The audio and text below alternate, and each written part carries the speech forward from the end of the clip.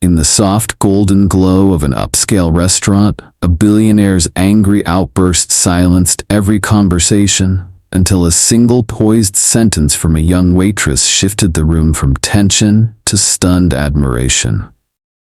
It was a drizzly Wednesday evening when Maya Bell tied her apron and began her shift at the Velvet Fork, a restaurant so elite that the price of a single entree could match her rent.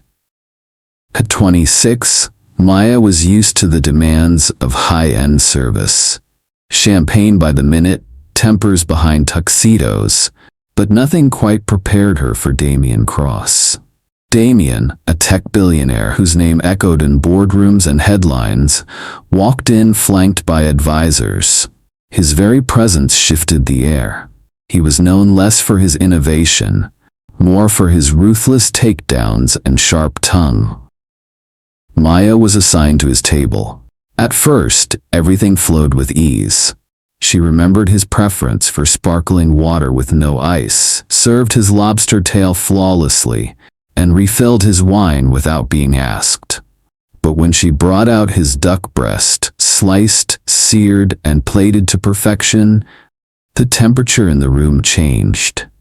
"This isn't rare," Damien snapped, shoving the plate toward Maya so hard the wine glass wobbled dangerously.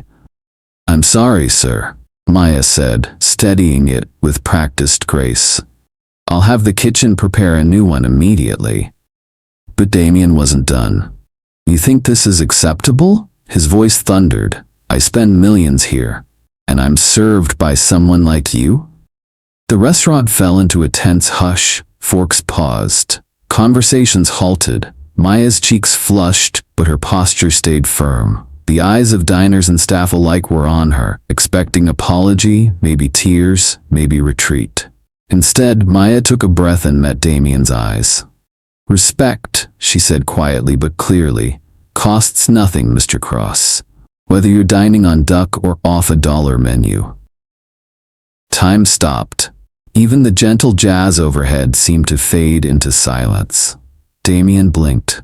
For once, he had no retort, no fury, no cruel joke to launch. Without another word, Maya lifted the plate and turned to the kitchen, her hands only slightly trembling. The sous chef behind the line stared at her in awe, but she gave only a small nod. No drama, no attention. Just back to work. Meanwhile, Damien sat in stunned silence. For the first time in years, he felt something old and buried stir within him. A memory from before the boardrooms, before the billions.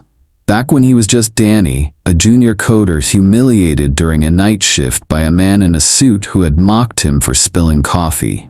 That moment had changed him, hardened him. And now, he had become that man. 20 minutes later, Maya returned to the table. "Rare," she said professionally, setting the plate down, "as requested." Damien looked up. There was no pride in her face, no gloating, just professionalism and perhaps a hint of empathy.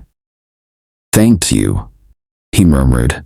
The words weren't loud, but they carried weight. The rest of the evening, Damien didn't raise his voice.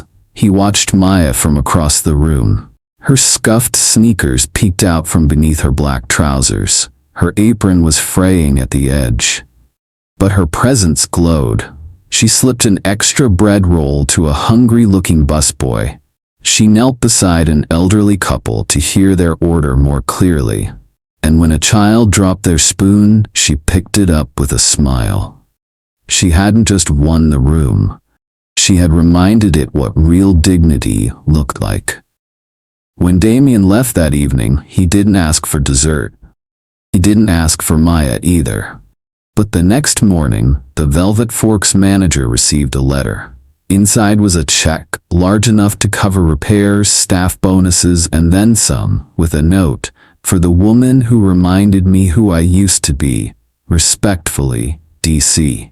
Maya never saw Damien Cross again. But the maitre d' told her about the check. She didn't cry. She just nodded. Because she didn't stand up for recognition. She stood up because it was right. And somewhere out there, a man who built empires with code and capital had been reminded, not by a mogul or a rival, but by a waitress, that strength isn't loud, it's steady, it's kind, it's human.